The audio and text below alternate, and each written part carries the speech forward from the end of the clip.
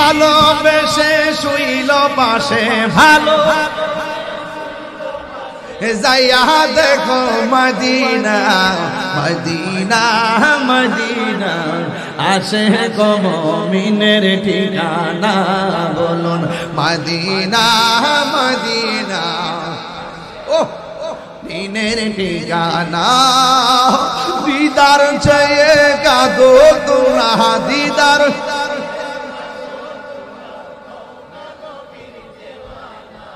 Medina Medina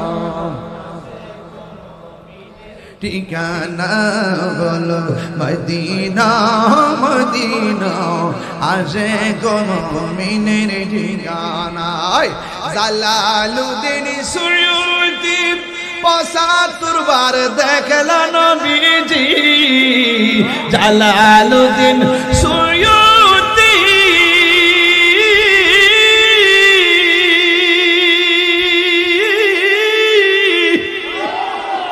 Jalaluddin Suyuti ৭৫ বার দেখলা নবীজি এতবার দেখিয়া নবী এত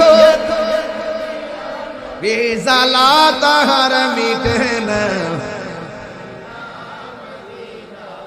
আসে গো মুমিনের ঠিকানা বলুন মদিনা মদিনা আসে গো মুমিনের ঠিকানা বলো দিদার চেয়ে কাঁদো তোমরা দিদার হোনা নবীর দিওয়ানা মদিনা আসে গো মুমিনের ঠিকানা বলুন মদিনা মদিনা একটা জবান বন্ধ রাখবেন না ওই আবু বকরের মতন ফেরিওয়ালা হওয়ার দরকার আছে না নাই শুধুমাত্র তুমি করবা তুমি করবা তুমি করবা আমি দেখবো এমন নয় আমারও দায়িত্ব আছে আছে কিনা বলেন অন্তত একটা বস্তা করে সিমেন্ট দিলে কি লস হইব আরো জোরে লস হইব একবার দিতে ২০,০০০ আর একবার ১০,০০০ আপনার তৌফিক থাকলে আপনি ১,০০০ দিবেন ভালো কাজের মধ্যে যত প্রতিযোগিতা করবেন সম্মান কি বাড়ে না কমে আল্লাহর হাবিব ডাক দিয়া বলে পৃথিবীর মানুষ পৃথিবীর সব মানুষের নেক যদি এক পাল্লায় রাখা হয় আমার আবু বকরের এক রাতের ইবাদতের সমান হবে না দেখছেন আলামত আর উমরের ব্যাপারে আমার নবী বলেন আমার পরে যদি এই পৃথিবীর মধ্যে কোনো নবী আসতো সেই নবীটা হযরতে উমর হইতো আর উসমানের ব্যাপারে আমার নবী বলেন আমার ২টা মেয়ে উসমানের কাছে বিয়া দিলাম আর একটা মেয়ে যদি থাকতো ওই মেয়েটাকে আমি উসমানের কাছে বিয়ে দিতাম আর মাওলা আলী রাদিয়াল্লাহু তাআলা এর ব্যাপারে আমার নবী বলেন আমি হইলাম এলেমের শহর আমার আলী হইল সেই শহরের দরজা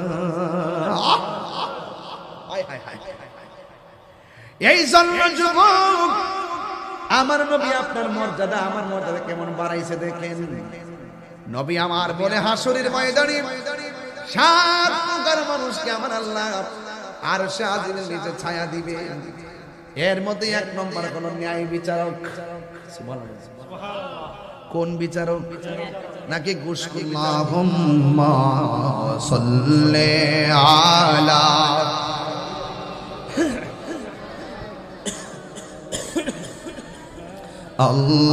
আল্লাহুম্মা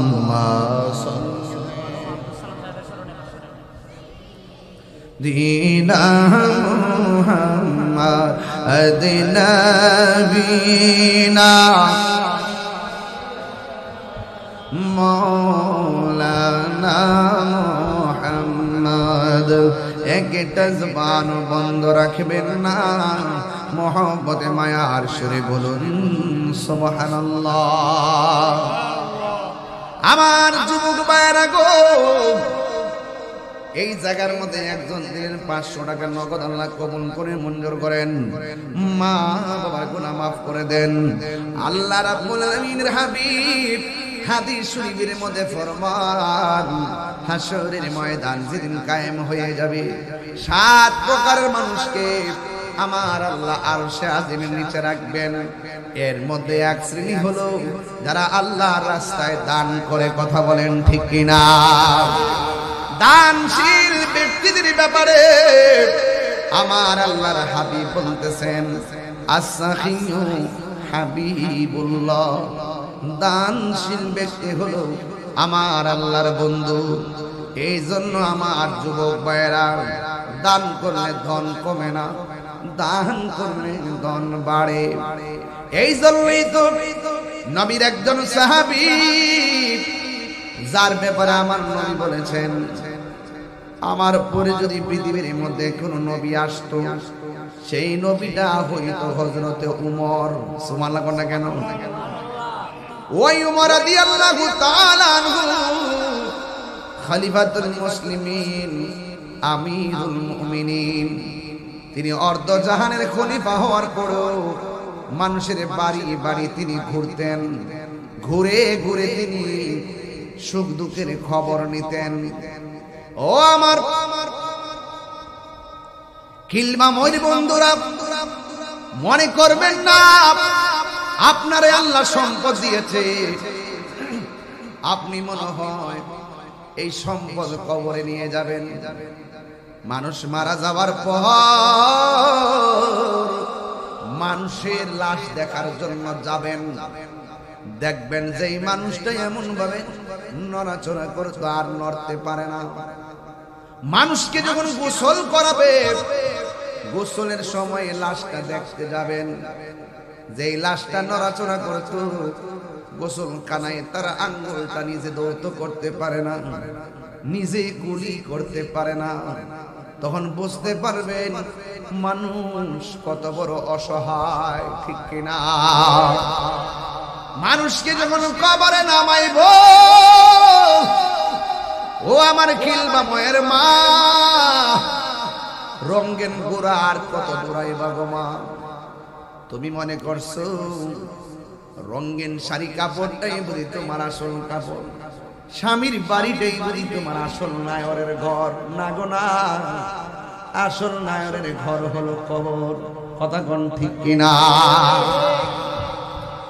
এই জন্য আমার পরিষ্কার কথা হলো, মানুষকে কবরে নামানোর সময় দেখবেন নামায়া কেমন করে সবাই উঠে যায়। ওই মুহূর্তে কাফনের কাপড়টা ফাঁক করে চেহারাটা এক নজরে দেখে মনে মনে বলবেন, ও কবরের মানুষ, কোথায় তোমার টাকা? কোন ব্যাংকে কত টাকা? কার কাছে তুমি হিসাব দিয়েছো? ও কবরের মানুষ, তোমার সন্তানরে তুমি কোথায় রেখে আসছো? এই কবরের লাশ দেখে দেখে আমার রবকে তালাশ করবেন।